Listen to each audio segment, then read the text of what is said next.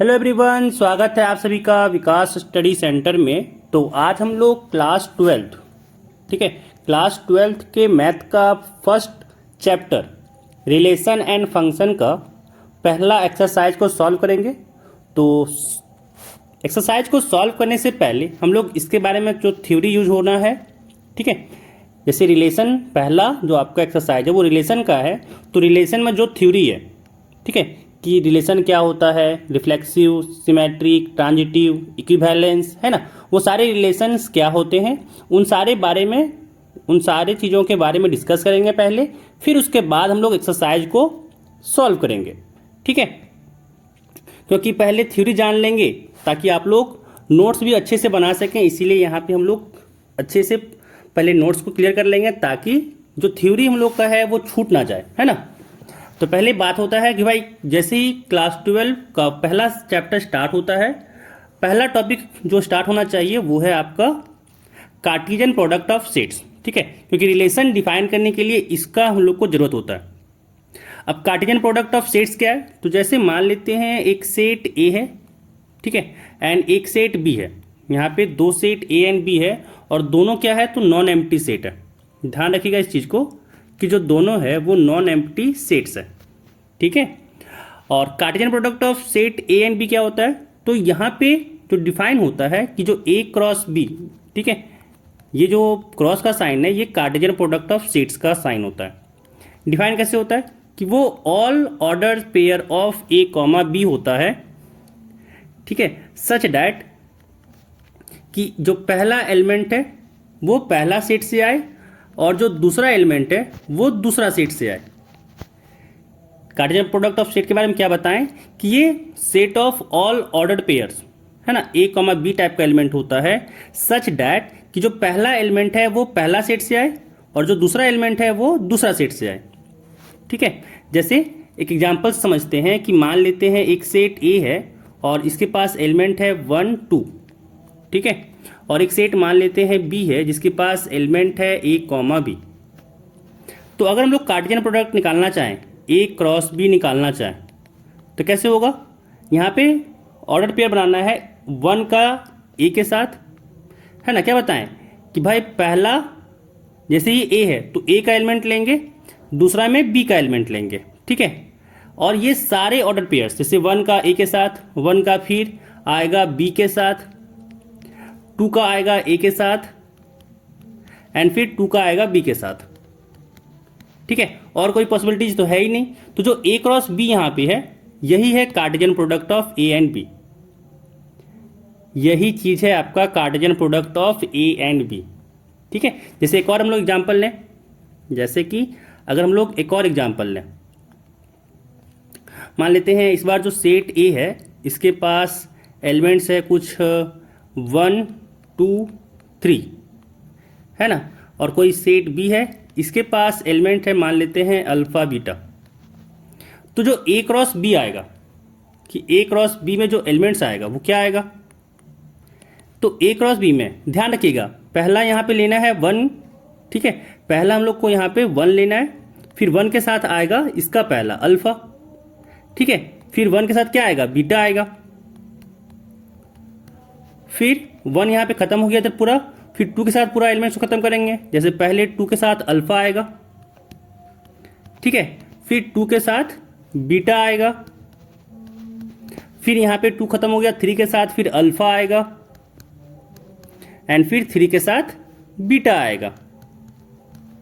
कोई दिक्कत नहीं, है ना। यहाँ पे इस चीज़ के बारे में कोई दिक्कत नहीं होना चाहिए कि भाई कैसे हम लोग यहाँ पे कार्टेशियन प्रोडक्ट कर रहे हैं, कोई दिक्कत नहीं होना चाहिए। अच्छा, अगर हम लोग यहाँ पे निकालना चाहें बी क्रॉस ए, जरूरी थोड़ी है कि बस ए क्रॉस बी ही निकालें, Cartesian product of A and B, तो बी क्रॉस ए भी निकाल सकते हैं। जैसा जरूरत हम लोग को बोला जाएगा वैसा हम लोग वहाँ पे काम करेंगे, ठीक है। अगर बी क्रॉस ए निकालना बोले तो क्या करेंगे, तो अल्फा के साथ लेंगे, अल्फा कॉमा 1 हो जाएगा, ठीक है, फिर अल्फा कॉमा 2 हो जाएगा, अल्फा कॉमा 3 हो जाएगा, ठीक है। फिर वैसे ही बीटा के साथ बीटा कॉमा 1 हो जाएगा, है ना, फिर बीटा कॉमा 2 हो जाएगा, बीटा कॉमा 3 हो जाएगा। ठीक है, एक बार हम लोग जैसे हम लोग ए क्रॉस बी जब निकालना चाहें तो क्या किए, 1 के साथ पहले अल्फा लिए, फिर 1 के साथ बीटा लिए। ठीक है, यहाँ पे 2 एलिमेंट आ गया। फिर 2 के लिए क्या किए, 2 के साथ अल्फा लिए, फिर 2 के साथ बीटा लिए। देखिए यहाँ पे 2 एलिमेंट आ गया। फिर 3 के साथ क्या किए, तो 3 के साथ अल्फा लिए, फिर 3 के साथ बीटा भी लिए। 3 अल्फा 3 बीटा आ गया। लेकिन जैसे ही हम लोग यहाँ पे बी क्रॉस ए निकालने के लिए गए, क्या होगा इस बार, पहला एलिमेंट जो होगा वो बी का होगा।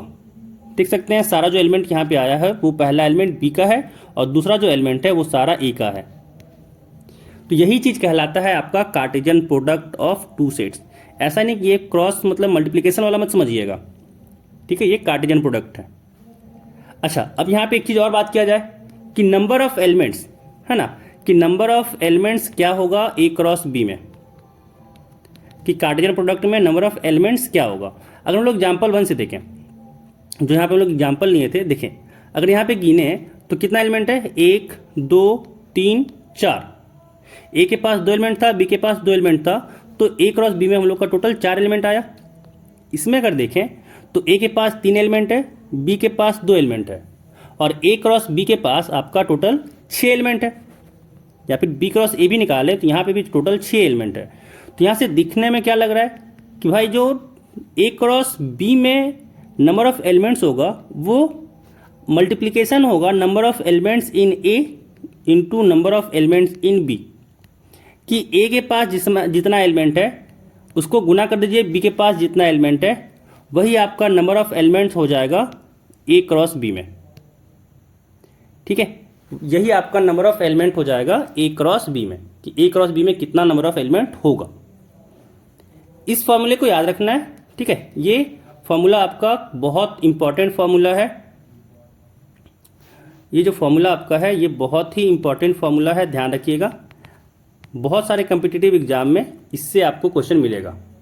ठीक है, कि कितना एलिमेंट होता है, या फिर अभी आगे जाके ही काम आ जाएगा आपको कि कितना एलिमेंट्स आपका उस कार्टेशियन प्रोडक्ट में है।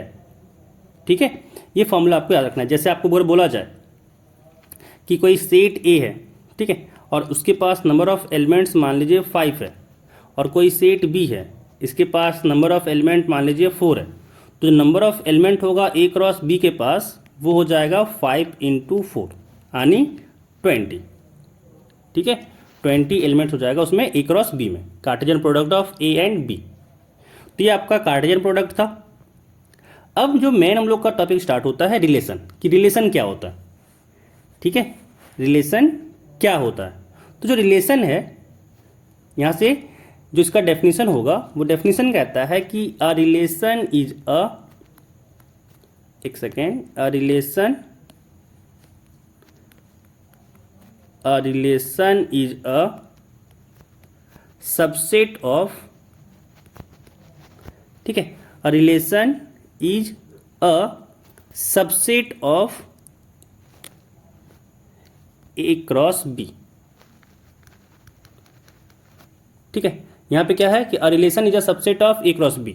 जो रिलेशन होता है ये ए क्रॉस बी का सबसेट होता है। जैसे यहाँ से हम लोग कहें कि एक रिलेशन डिफाइन कर रहे हैं हम लोग, ठीक है, एक रिलेशन आर डिफाइन कर रहे हैं फ्रॉम ए टू बी।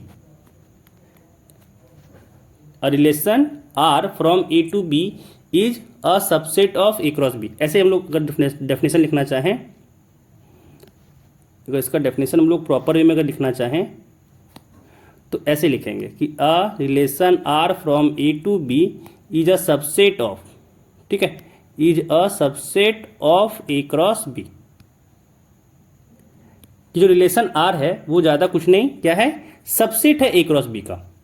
जैसे कि अगर मान लें हम लोग एक सेट लें ए, एक सेट हम लोग ए ले रहे हैं जिसमें एलिमेंट सपोज ले लिए हम लोग, एलिमेंट हम लोग सपोज कर रहे ले लिए 1 2 3, ठीक है, छोटा सा सेट लेते हैं।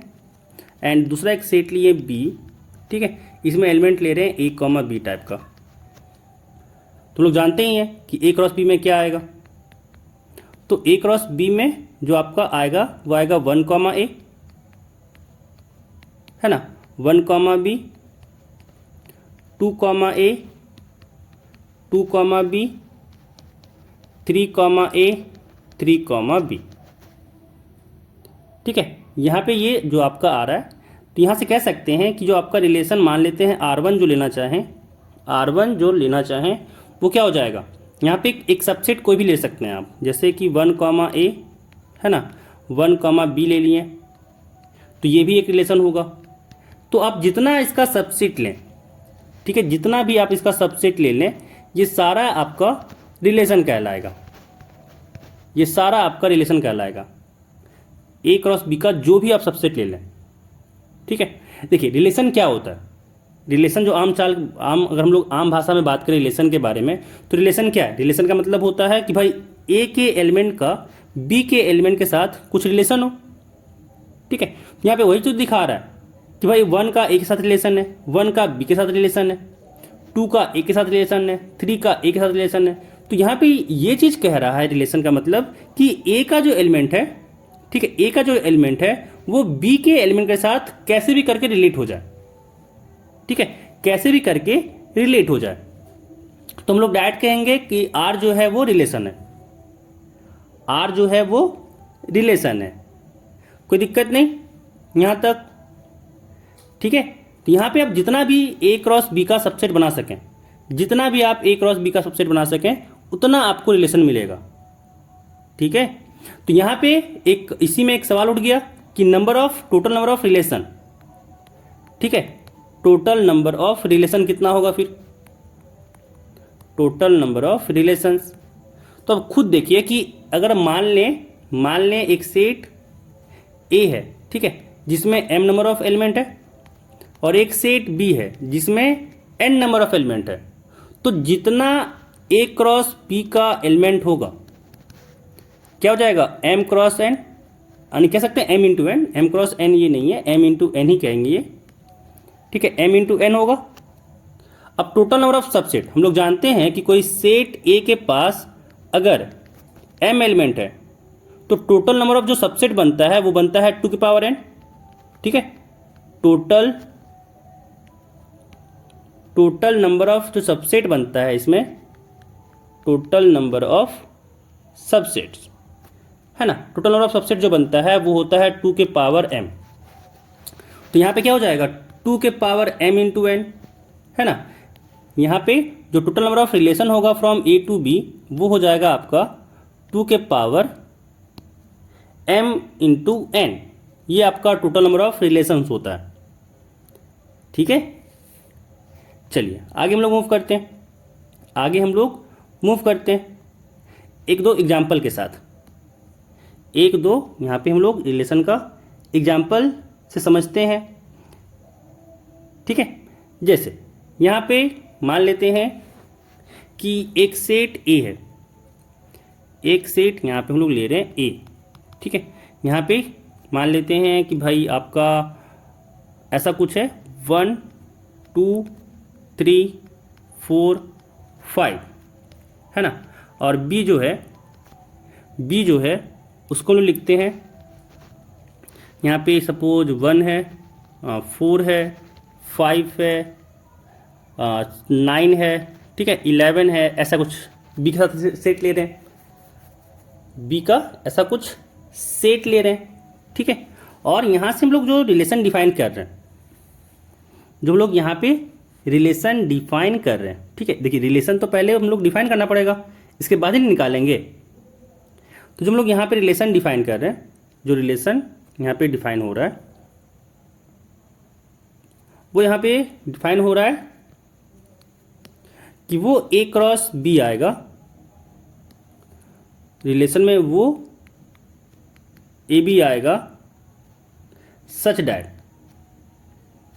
डैट क्या हो जाए कि जो B है वो A स्क्वायर के बराबर हो जाए। ठीक है, जहाँ पे A हम लोग का A से आए और B जो है वो B से आए। अब यहाँ पे हम लोग को ऐसा रिलेशन एक डिफाइन करना है कि वो A कमा B का एलिमेंट तब होगा जब B equal to A square हो जाए, है ना, और A जो है वो पहला सेट से एलिमेंट आ रहा है और B जो है वो दूसरा सेट B से एलिमेंट आ रहा है।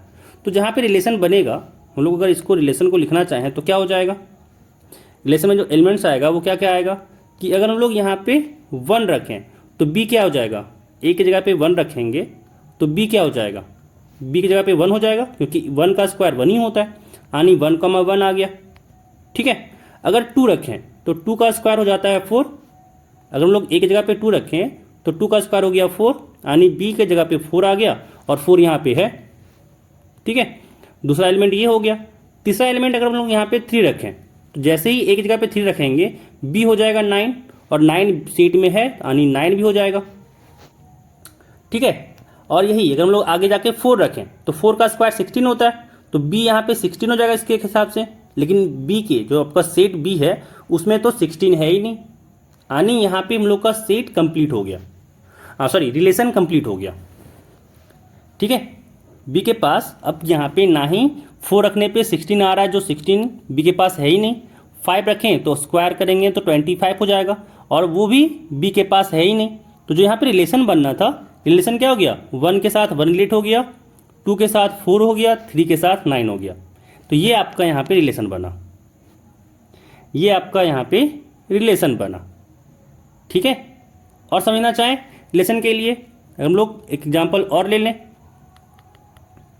है ना। अब हम लोग यहाँ पे एरो डायग्राम से समझते हैं कि मान लेते हैं एक सेट यहाँ पे ए है, एक सेट यहाँ पे बी है। ठीक है, इसके पास एलिमेंट यहाँ पे है 1 2 3, इसके पास एलिमेंट मान लेते हैं अल्फ़ा बीटा गामा है ना। तो यहाँ पे जितना आप यहाँ पे मैपिंग कर सकें, जितना भी आप इसके साथ मैपिंग कर सकें कि यहाँ पे एक रिलेशन आपको डिफाइन कर दीजिए आर, और जो भी आपका मैपिंग होगा वो सारा रिलेशन कहलाएगा। जैसे 1 के साथ हम लोग मैपिंग कर सकते हैं, है ना, 1 के साथ हम लोग यहाँ पे मैपिंग कर सकते हैं अल्फ़ा का, 1 के साथ हम लोग मैपिंग कर सकते हैं बीटा का, 1 के साथ गामा का। सबके पास 3 चॉइस है, सबके पास आपका 3 चॉइस है ना। तो जो भी आपका पॉसिबिलिटी बनाना है, जैसे 1 के साथ आप गामा का बना दिए, 2 के साथ बीटा का बना दिए, ये भी आपका रिलेशन हो जाएगा। 1 के साथ आप अल्फ़ा का बनाएं, 1 के साथ आप बीटा का बनाएं, ये भी आपका रिलेशन हो जाएगा। 3 के साथ अल्फ़ा का बनाएं, 2 के साथ बीटा का बनाएं, ये भी आपका रिलेशन हो जाएगा। समझ में आ रहा है, तो ये सारी चीज़ें आपका रिलेशन हो जाएगा। जितना भी आपका सबसेट बनेगा यहाँ पे, आपका जितना जो टोटल सबसेट बनेगा वो सारा आपका रिलेशन कहलाएगा, टोटल सबसेट्स। ठीक है, चलिए अब आगे चलते हैं। अब बात करेंगे डोमेन एंड रेंज। ठीक है, कि जो रिलेशन है उसका डोमेन क्या होगा और रेंज क्या होगा। तो जैसे यहाँ पे हम लोग बात करें कि रिलेशन जो आर है, ठीक है, एक रिलेशन आर हम लोग डिफाइन कर रहे हैं, ए सेट ए से बी में, ए कोई सेट ले रहे हैं हम लोग, एक सेकेंड, एक सेट हम लोग ए ले रहे हैं, उसमें एलिमेंट है 1 2 एंड 3, है ना, और बी ले रहे हैं जिसमें अल्फ़ा बीटा है। और एक रिलेशन हम लोग आर डिफाइन कर रहे हैं ए से बी में, सच डैट यहाँ पे एलिमेंट्स क्या आ रहा है कि 1 कॉमा अल्फ़ा, ठीक है, फिर 1 कॉमा बीटा, 2 कॉमा अल्फ़ा, फिर 3 कॉमा बीटा। ध्यान रखिएगा यहाँ पे कि जो आपका डोमेन होगा, ठीक है, डोमेन ऑफ आर, वो क्या हो जाएगा, तो यहाँ पे जो पहला एलिमेंट आ रहा है, ठीक है, जो पहला एलिमेंट आ रहा है वो डोमेन कहलाएगा। जैसे यहाँ पे पूरी 1 2 3 डोमेन हो जाएगा। ठीक है, और रेंज क्या होगा, तो जो आपका रेंज है आर का वो हो जाएगा दूसरा एलिमेंट, है ना, जो आपका ऑर्डर पेयर बन रहा है उसका जो दूसरा एलिमेंट आ रहा है ना, वो आपका रेंज कहलाएगा, जिसमें यहाँ पे अल्फ़ा बीटा दोनों आ गया है।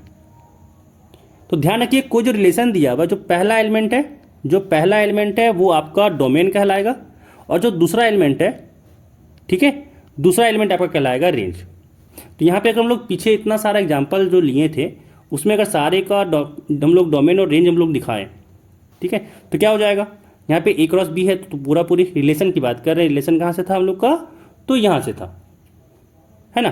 तो यहाँ पे अगर देखें तो जो यहाँ पे इसका R1 का जो डोमेन होगा, अगर लोग यहाँ पे R1 का डोमेन लिखें कि डोमेन ऑफ R1 क्या होगा, तो जो डोमेन ऑफ R1 होगा वो 1 होगा, क्योंकि यहाँ पे भी 1 है, यहाँ पे भी 1 है, तो 1 हो गया डोमेन। और अगर रेंज की बात करें, अगर हम लोग रेंज की बात करें तो रेंज ए बी, रेंज हो गया ए बी। और हम लोग R2 का डोमेन की बात करें, ठीक है, कि हम लोग अगर बात करें कि भाई R2 का डोमेन क्या है, तो इसमें देखिए एलिमेंट क्या है, पहला एलिमेंट 2 है और 3 है, तो यही आपका डोमेन हो जाएगा। और हम लोग बात करें रेंज के लिए कि R2 का रेंज क्या होगा, तो देख सकते हैं यहाँ पे A आ रहा है, ठीक है, सिर्फ A है तो यहाँ पे A हो जाएगा। तो डोमेन और रेंज समझ में आया क्या होता है, ठीक है। अब यहाँ पे अगर R की बात करें तो, और इसका भी हम लोग अगर डोमेन लिखना चाहें तो जो डोमेन ऑफ R होगा वो हो जाएगा आपका यहाँ पे 1 2 3, है ना। और अगर हम लोग बात करें रेंज के लिए कि R का रेंज क्या होगा, तो जो रेंज है यहाँ पे है 149, 149, ये आपका रेंज हो गया और ये आपका डोमेन हो गया। तो सिंपल सा समझना क्या है कि भाई जो आपका रिलेशन है उसका जो पहला एलिमेंट आपका यहाँ पे आएगा, जो पहला एलिमेंट आएगा, ठीक है, जैसे 1 2 3, ये आपका डोमेन कहलाएगा, और जो आपका दूसरा एलिमेंट आएगा वो आपका रेंज कहलाएगा, ठीक है। चलिए अब आगे चलते हैं। कुछ यहाँ पे टर्मिनोलॉजी है, कुछ यहाँ पे डेफिनेशंस है जिसको आपको जानना चाहिए। पहला यहाँ पे जो डेफिनेशन है वो है रिलेशन ऑन अ सेट, ठीक है, कि कोई सेट पे रिलेशन जो डिफाइन किया जाता है तो वो जो रिलेशन डिफाइन होता है वो रिलेशन डिफाइन होता है फ्रॉम ए टू ए, कि आर कोई रिलेशन है फ्रॉम ए टू ए, इसी का नाम दिया गया है रिलेशन ऑन अ सेट, ठीक है, कि a relation from A to itself, ठीक है, उसी को कहते हैं रिलेशन ऑन अ सेट। इसको हम लोग कह सकते हैं कि भाई ए क्रॉस ए का जो सबसेट बनेगा वही आपका रिलेशन ऑन अ सेट का हो जाएगा। दूसरा आपका है इन्वर्स ऑफ अ रिलेशन, कि मान लेते हैं कोई रिलेशन आर है जिसमें एलिमेंट ए कॉमा बी टाइप का है, तो जो इसका इन्वर्स होगा, है ना, इन्वर्स जो होगा रिलेशन आर का, उसमें जो एलिमेंट होगा वो बी कॉमा ए का होगा। जैसे अगर इसका एग्जांपल लेके हम लोग से देखें कि मान लेते हैं एक रिलेशन आर है, ठीक है, जिसमें एलिमेंट है 1 कॉमा 2, 2 कॉमा 3, एक सेट यहाँ पे 1 2 3 है और उसी पे ये रिलेशन डिफाइन किया गया है। और मान लेते हैं रिलेशन आर है जो 1 कॉमा 2 और 2 कॉमा 3 एलिमेंट्स को रख रहा है, तो जो आर इन्वर्स होगा, ठीक है, जो आर यहाँ पे इन्वर्स होगा वो क्या हो जाएगा, तो यहाँ पे ये पलट जाएगा, हो जाएगा 2 कॉमा 1 और यहाँ से हो जाएगा 3 कॉमा 2, यही आर इन्वर्स होगा, ठीक है। चलिए अब यहाँ पे क्लास 12 का जो है ये सारा जो चीज़ें चल रही थी वो क्लास 12 के बेस के लिए काम था, लेकिन जो क्लास 12 आपका मेन स्टार्ट होता है वो आपका स्टार्ट होता है टाइप्स ऑफ रिलेशन से, ठीक है। क्लास 12 जो मेन आपका स्टार्ट होता है वो स्टार्ट होता है टाइप्स ऑफ रिलेशन से। टाइप्स ऑफ रिलेशन में कुछ रिलेशंस के बारे में ऐसे ही थोड़ा सा डेफिनेशन जान लेंगे, क्योंकि ज़्यादा ये काम आने वाला आपका है नहीं। एक रिलेशन होता है वॉइड रिलेशन, ठीक है।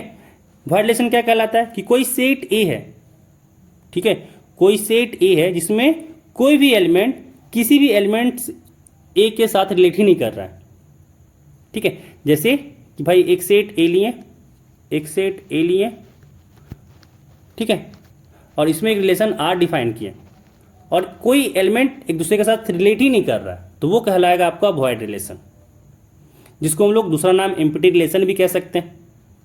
इसको हम लोग आगे दूसरा नाम एम्प्टी रिलेशन भी कह सकते हैं, ठीक है, वॉइड रिलेशन का ही नाम होता है। अगला आपका यहाँ पे है यूनिवर्सल रिलेशन। अगला आपका यहाँ पे है यूनिवर्सल रिलेशन। यूनिवर्सल रिलेशन क्या है कि कोई मान लेते हैं सेट ए है, इस पे जो रिलेशन डिफाइन है, तो हम लोग क्या कहेंगे कि जो ए का जितना भी एलिमेंट है वो सारा एलिमेंट के साथ जो ए का है रिलेट कर रहा हो। क्या कह दिए कि जो ए का जितना भी एलिमेंट है वो खुद के जितने भी एलिमेंट है उसके सारे एलिमेंट के साथ रिलेट कर रहा हो। यानी यहाँ पे जैसे क्या है कि कोई सेट अगर हम लोग यहाँ पे ए लें, कोई सेट ए लिए यहाँ पे, सपोज एलिमेंट है 1 2 3, तो यहाँ पे वही सेट आएगा ए 1 2 3 और एक रिलेशन यहाँ पे आर डिफाइन किए, ठीक है। तो यहाँ पे क्या हो जाएगा, जो रिलेशन बनेगा वो यहाँ पे बनेगा कि आर जो है 1 के साथ रिलेट किया, आर जो है 2 के साथ रिलेट किया और आर जो है वो 3 के साथ भी रिलेट किया, 2 भी 1 के साथ रिलेट किया, 2 भी 2 के साथ रिलेट किया और 2 भी 3 के साथ रिलेट किया, 3 भी 1 के साथ, 3 2 के साथ, 3 3 के साथ। यानी यहाँ पे देख सकते हैं ये Cartesian product of A cross B के साथ बराबर नहीं हो रहा है ना, Cartesian product of A and B के साथ बराबर हो रहा है। यानी जो रिलेशन यहाँ पे बना ए क्रॉस बी, यही रिलेशन आपका यूनिवर्सल रिलेशन है, कि एक ऐसा रिलेशन जो कार्टेशियन प्रोडक्ट के बराबर हो जाए, ठीक है, उसको कहते हैं हम लोग यूनिवर्सल रिलेशन, ठीक है। अगला अगला टॉपिक आपका यहाँ पे है आइडेंटिटी रिलेशन। अगला टॉपिक यहाँ पे जो है वो है आइडेंटिटी रिलेशन। आइडेंटिटी रिलेशन क्या होता है? तो एक ऐसा रिलेशन, ठीक है, जिसमें जो एलिमेंट है वो सिर्फ खुद ही के साथ रिलेट करना चाहिए। क्या कह दिए? क्या कह दिए? तो समझते हैं यहाँ पे एग्जांपल से कि मान ले एक सेट है जिसमें एलिमेंट है 1 2, है ना, वही सेट यहाँ पे है और 1 2 एलिमेंट है। एक रिलेशन यहाँ पे डिफाइन किए R, और रिलेशन कैसे डिफाइन हुआ कि 1 1 के साथ है, 2 2 के साथ है, ठीक है, 1 1 के साथ है, 2 2 के साथ है। तो जो यहाँ पे रिलेशन लिखे वो क्या हो गया? 1 1 2 2। तो कोई रिलेशन में अगर बस खुद के साथ रिलेशन हो रहा है, 1 का 1 के साथ, 2 का 2 के साथ, यहाँ पे ना ही 1 2 है ना ही 2 1 है, इसके अलावा कोई भी अगर एलिमेंट रहा तो उसको कह देंगे कि वो आइडेंटिटी रिलेशन नहीं है। तो आइडेंटिटी रिलेशन क्या हुआ कि जब कोई एलिमेंट सिर्फ खुद के साथ ही रिलेट हो, सिर्फ खुद के साथ ही रिलेट हो, है ना, तभी उसको कहते हैं आइडेंटिटी रिलेशन। और ऐसा भी नहीं कि कोई एक एलिमेंट मिसिंग रहे, नहीं, सारे एलिमेंट्स जो है वो खुद के साथ ही सिर्फ रिलेट होने चाहिए। यहाँ पे देखिए इटसेल्फ ओनली लिखा हुआ है, ओनली, है ना, इसके सिवा कुछ और नहीं होना चाहिए और इसमें से कोई कम भी नहीं होना चाहिए। ऐसा नहीं कि सिर्फ 1 1 रहा, 2 2 नहीं रहा तो वो आइडेंटिटी कहलाएगा, नहीं, 1 का 1 के साथ होना चाहिए, 2 का 2 के साथ होना चाहिए। अगर यहाँ पे 3 भी रहता, सपोज यहाँ पे एक एलिमेंट 3 भी रहता तो 3 का रिलेशन 3 के साथ होना चाहिए था, ठीक है, यहाँ पे 3 3 भी होता और इसके सिवा कुछ नहीं, तो उसको कहते हैं आइडेंटिटी रिलेशन, ठीक है। चलिए अगला जो टॉपिक आपका स्टार्ट यहाँ पे है वो है रिफ्लेक्सिव रिलेशन, काफ़ी इंपॉर्टेंट, ठीक है। ये रिफ्लेक्सिव सिमेट्रिक 3 रिलेशन आपका है, रिफ्लेक्सिव सिमेट्रिक ट्रांजिटिव। ये पूरे एक्सरसाइज में आपका पीछा नहीं छोड़ेंगे। जो आपका पहला एक्सरसाइज है वो पूरे एक्सरसाइज में आपका पीछा नहीं छोड़ने वाले हैं। तो रिफ्लेक्सिव सिमेट्रिक और ट्रांजिटिव को पूरी पी जाना है, ठीक है, इन तीनों रिलेशन को पूरी पी जाना है। फिर इसके बाद एक और रिलेशन आएगा जो है इक्विवेलेंस रिलेशन, ठीक है, वो कुछ नहीं, आगे जाके समझेंगे क्या होता है क्या नहीं होता है। तो पहले हम लोग बात करें रिफ्लेक्सिव रिलेशन, ठीक है। ये रिफ्लेक्सिव रिलेशन आपको आइडेंटिटी रिलेशन के तरह ही दिखेगा। क्या होता है? तो डेफिनेशन यहाँ पे लिखा हुआ है, आप लोग देख सकते हैं कि एक रिलेशन R है, ठीक है, कोई सेट A पे, उसको हम लोग कहेंगे रिफ्लेक्सिव, ठीक है। कोई रिलेशन R है जो सेट A पे डिफाइन है, उसको हम लोग रिफ्लेक्सिव कहेंगे अगर every element of A is related to itself, है ना। देख सकते हैं यहाँ पे जो आइडेंटिटी रिलेशन था, every element of A is related to itself, but यहाँ पे ओनली लिखा था कि इसके सिवा कुछ और नहीं आना चाहिए। बट यहाँ पे रिफ्लेक्सिव रिलेशन में क्या है कि इसके सिवा और कोई एलिमेंट आ सकता है, ठीक है। जैसे एक एग्जांपल समझते हैं, एक एग्जांपल से यहाँ पे समझते हैं कि मान लेते हैं कोई सेट A है 1 2 3 एंड इसमें रिलेशन डिफाइन करते हैं कि R1 सपोज यहाँ पे है जिसमें एलिमेंट है 1 1 2 2 3 3, ठीक है। एक रिलेशन यहाँ पे R2 डिफाइन कर रहे हैं जिसमें एलिमेंट्स यहाँ पे मान लेते हैं 1 1 है, 2 2 है, 3 3 है और साथ ही 1 3 है। ये R2 है आपका। अगर हम लोग यहाँ पे R3 लिखना चाहें, ठीक है, कि मान लेते हैं इसमें एलिमेंट है 1 1 1 2 1 3 2 2, ये एलिमेंट आपका इसमें है। अगर हम लोग आगे R4 लिखना चाहें तो R4 सपोज ऐसा कुछ है कि 2 3, है ना, 3 2, ऐसा कुछ है। अब यहाँ पे हम लोग को पता करना है कौन रिफ्लेक्सिव है कौन रिफ्लेक्सिव नहीं है। देखिए डेफिनेशन आपको समझ में नहीं आया होगा, एग्जाम्पल से पूरा समझ जाइएगा। यहाँ पे अगर हम लोग देखें तो क्या हो रहा है, यहाँ पे 1 1 है, 2 2 है, 3 3 है। रिफ्लेक्सिव होने के लिए क्या चाहिए था कि भाई A चाहिए था for all A belongs to A। तो क्या A के सारे एलिमेंट्स के लिए A है?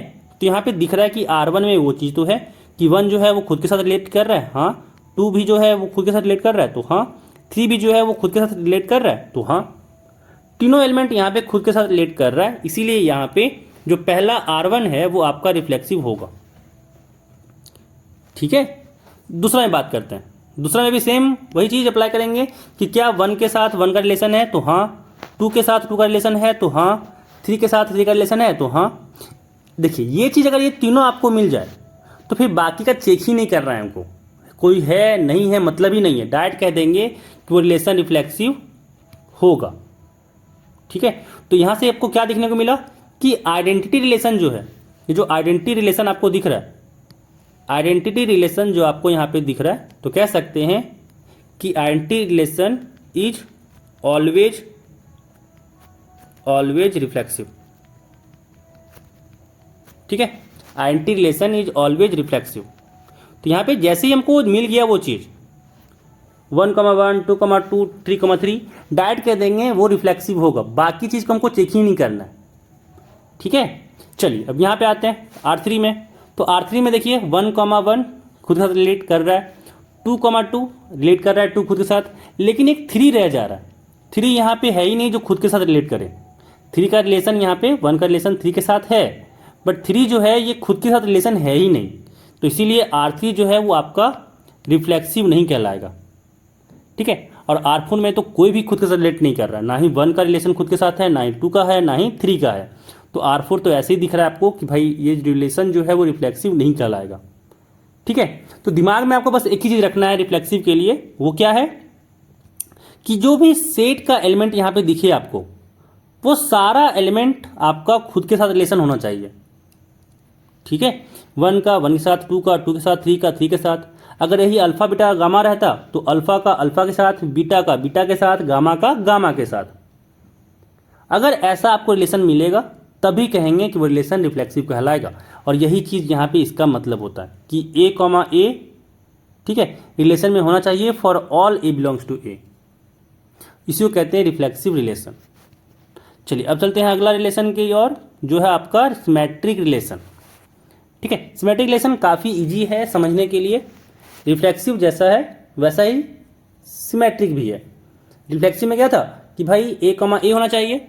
सिमेट्रिक कहता है कि अगर A, B रिलेशन में है, ठीक है, अगर A, B रिलेशन में है तो B, A भी रिलेशन में होना चाहिए। अगर है तो कहेंगे उसको सिमेट्रिक, अदरवाइज उसको सिमेट्रिक नहीं कहेंगे। डेफिनेशन पढ़ें तो क्या है कि a relation R on set A, एक रिलेशन आर है सेट ए पे, ठीक है, उसको हम लोग कहेंगे सिमेट्रिक रिलेशन अगर, ठीक है, if and only if A B जो है अगर वो रिलेशन में है तो क्या अप्लाई करना चाहिए कि बी ए भी रिलेशन में हो। अगर ए बी है और बी ए नहीं है तो उसको सिमेट्रिक नहीं कहेंगे। एग्जाम्पल, बेस्ट वे है इसको समझने का एग्जाम्पल, है ना। देखिए कोई भी थ्योरी को थोड़ा सा अगर समझने में दिक्कत हो रहा है तो एग्जाम्पल से काफ़ी क्लियरली आपका समझ में आ जाएगा। जैसे मान लेते हैं एक सेट ए लिए जिसमें एलिमेंट है 1, 2, 3, है ना, और इसमें एक रिलेशन डिफाइन करते जा रहे हैं। R1 एक रिलेशन डिफाइन किए जिसमें एलिमेंट है 1, 1, 2, 2, ठीक है, 1, 2, 2, 1, 1, 3, 3, 1, ये आपका R1 है। एक R2 डिफाइन किए कि भाई यहाँ पे है 1, 3, 3, 1, एक रिलेशन R3 डिफाइन किए कि इसमें पास एलिमेंट है 1, 1, 2, 2, 3, 3, है ना। इसी में एक R4 डिफाइन कर रहे हैं हम लोग जिसमें एलिमेंट्स आपके पास यहाँ पे है कि 1, 1, 1, 2, 2, 1, 3, 1, ठीक है। एक सपोज R5 हम लोग डिफाइन कर देते हैं। R5 यहाँ पे है कि भाई 1, 2, बस एक ही यही एलिमेंट है। अब यहाँ पे पता करना है कौन आपका सिमेट्रिक है कौन सिमेट्रिक नहीं है। ध्यान से सुनिएगा अब। तो यहाँ पे अगर देखें क्या कहता है कि अगर A, B है तो B, A भी होना चाहिए, बस यही दिमाग में रखना है आपको। तो यहाँ पे अगर देखें तो A 1, 1 दिखा आपको, तो 1, 1 का उल्टा 1, 1 ही होगा, तो ये तो आपको यहाँ पे मौजूद ही है। 2, 2 को देखिए, 2, 2 का उल्टा अगर करें तो 2, 2 ही होगा, ये वापस यहाँ पे मिल गए।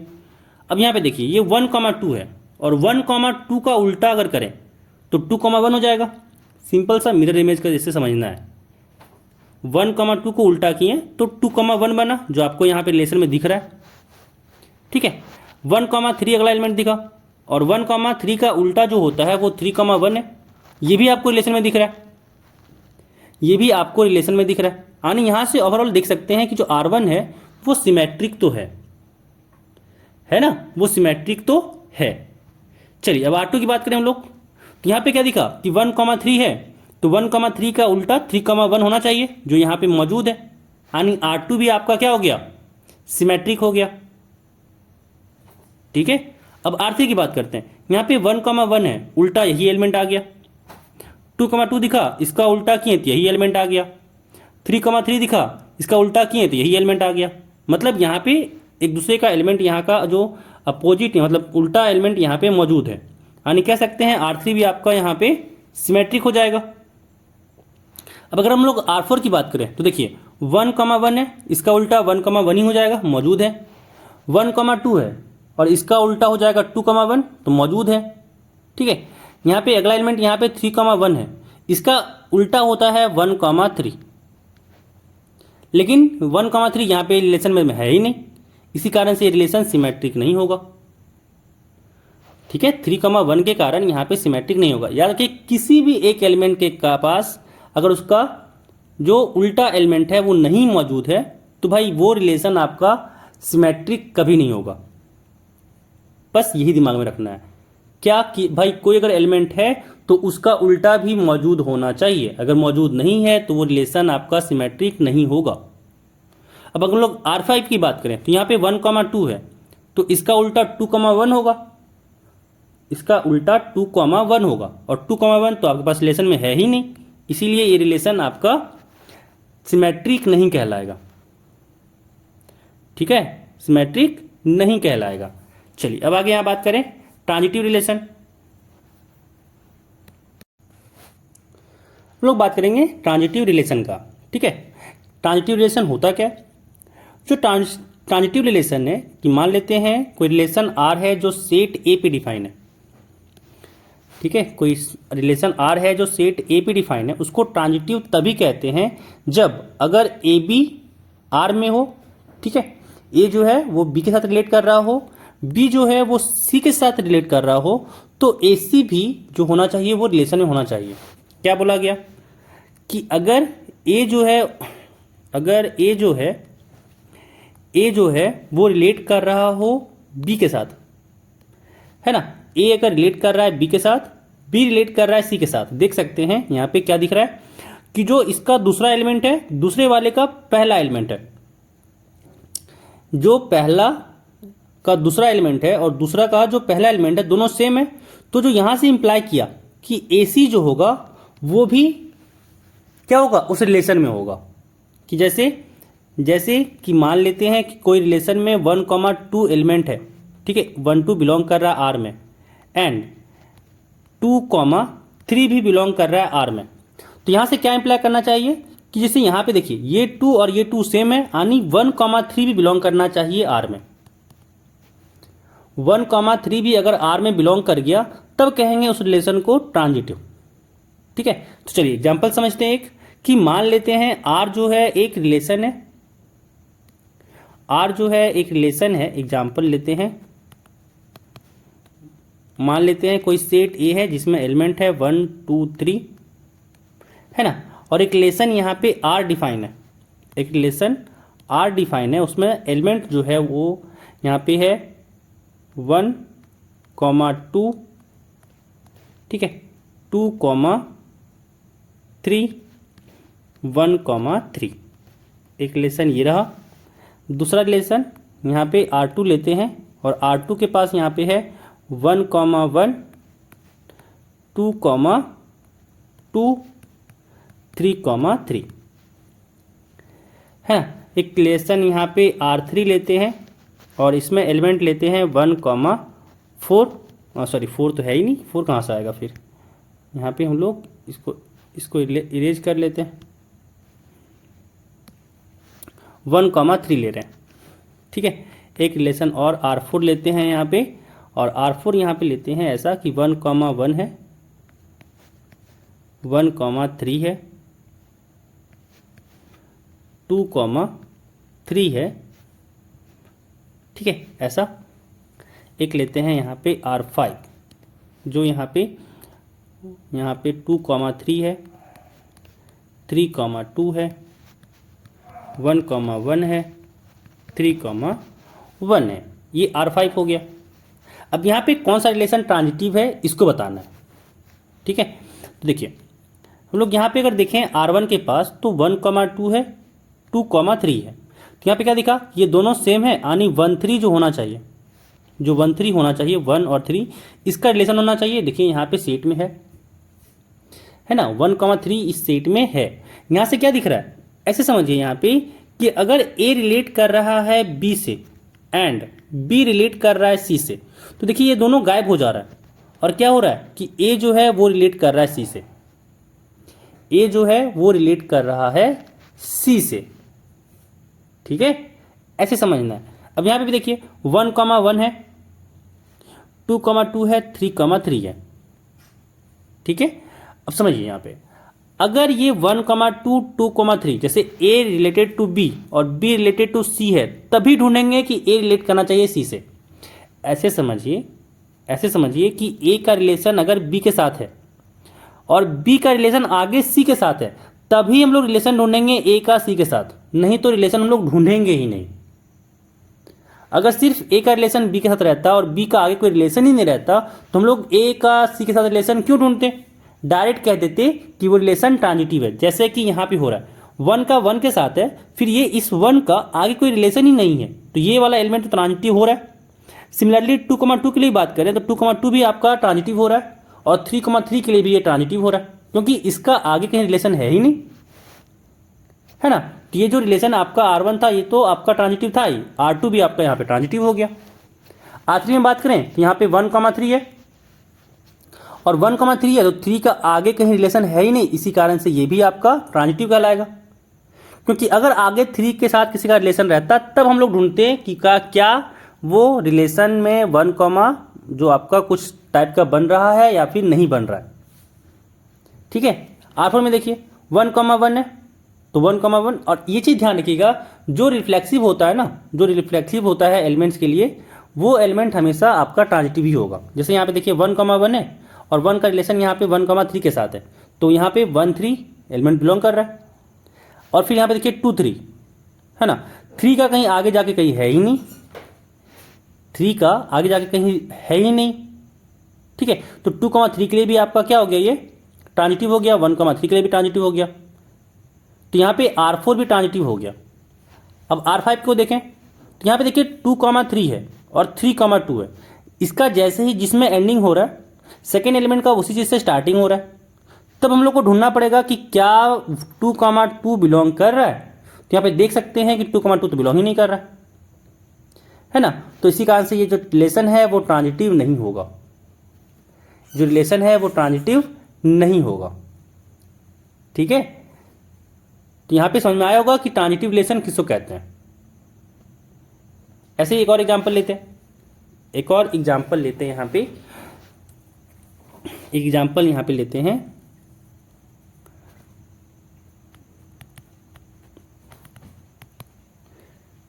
सेट ऑफ,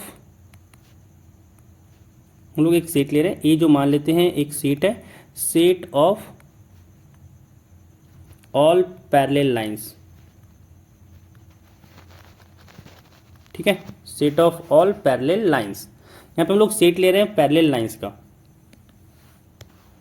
तो यहाँ पे अगर हम लोग देखें कि क्या ये ट्रांजिटिव है कि नहीं है, तो खुद सोचिए। ऐसे सोच सकते हैं कि मान लेते हैं ये L1 है, मान लेते हैं ये लाइन L2 है, ये दोनों आपस में पैरेलल होगा। मान लेते हैं ये तीसरा लाइन L3 है, ये भी इसके पैरेलल होगा। समझ में आया ना, सेट ऑफ पैरेलल लाइंस है तो सारा आपस में पैरेलल ही होगा। हम लोग जितना भी लाइन बनाना चाहें, ये सारा आपका यहाँ पे जो लाइन बनेगा वो सारा आपका लाइन पैरेलल होगा, है ना। अब खुद सोचिए, ट्रांजिटिव दिखाना है। अब अगर हम लोग यहाँ पे देखें तो L1 तो L2 के साथ रिलेट कर रहा है, L1 जो है वो L2 के साथ रिलेट कर रहा है, ये रिलेशन में आपका है।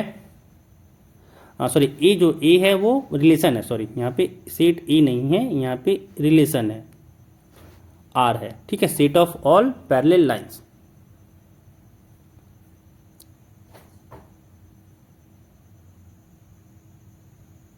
तो यहाँ पे L1 L2 से रिलेट करेगा, ठीक है, L2 जो है वो L3 के साथ भी रिलेट करेगा,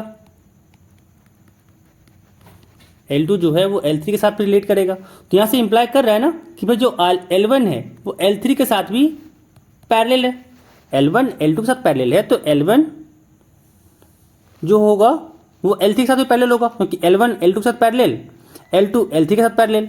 अब पैरेलल दो लाइन अगर आपस में पैरेलल है तीसरा लाइन के साथ, तो वो लाइन भी तो पैरेलल ही हो जाएगा।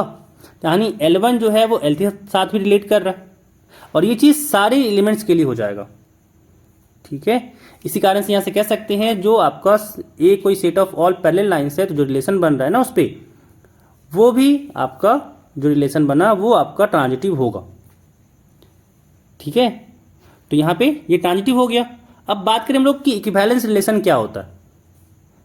इक्विवेलेंस रिलेशन क्या होता है, तो कोई रिलेशन, अगर कोई रिलेशन आर कोई सेट ए पे डिफाइन है और वो रिफ्लेक्सिव भी है, सिमेट्रिक भी है, ट्रांजिटिव भी है, तभी कहते हैं कि वो रिलेशन जो होगा वो इक्विवेलेंस रिलेशन होगा। क्या बोल दिए, तो क्या बोले यहाँ पे कि कोई रिलेशन अगर रिफ्लेक्सिव है, कोई रिलेशन अगर रिफ्लेक्सिव है, साथ ही साथ सिमेट्रिक भी है और ट्रांजिटिव भी है, ये अगर तीनों रिलेशन है तब कहेंगे उसको डायरेक्ट कि वो इक्विवेलेंस रिलेशन होगा। तो कोई अगर आपसे बोल दे ना कि so that this relation is equivalence relation, तो आपको टोटल 3 चीज शो करने के लिए बोला गया है। पहला कि आपको रिफ्लेक्सिव दिखाइए, दूसरा आप सिमेट्रिक दिखाइए, तीसरा आप ट्रांजिटिव दिखाइए। ये तीनों चीजें आपको दिखाने बोल रहा है, ट्रांजिटिव, सिमेट्रिक, रिफ्लेक्सिव, ये तीनों चीज आपको दिखाना होगा अगर आपसे बोला गया है कि भाई शो करो कि ये रिलेशन जो है वो इक्विवेलेंस रिलेशन है। तो यहाँ पे हम लोग जो आपका फर्स्ट एक्सरसाइज में जो चीज काम आने वाला था, ठीक है, फर्स्ट एक्सरसाइज में जो चीज आपका काम आने वाला था वो यहाँ पे आज हम लोग डिस्कस किए थ्योरी, ठीक है। फिर नेक्स्ट वीडियो में हम लोग डिस्कस करने वाले हैं जो आपका एक्सरसाइज का प्रॉब्लम है 1.1 का। तो इस वीडियो में बस इतना ही, मिलते हैं फिर अगले वीडियो में। और साथ साथ कहना चाहेंगे, एक रिक्वेस्ट रहेगा कि अगर अभी तक आप लोगों ने हमारे चैनल को सब्सक्राइब नहीं किया है तो चैनल को सब्सक्राइब कर लें, साथ ही साथ वीडियो को लाइक कर दें, फ्रेंड्स के साथ भी शेयर कर लें ताकि चैनल भी ग्रो हो सके एंड आपके फ्रेंड का भी हेल्प हो सके।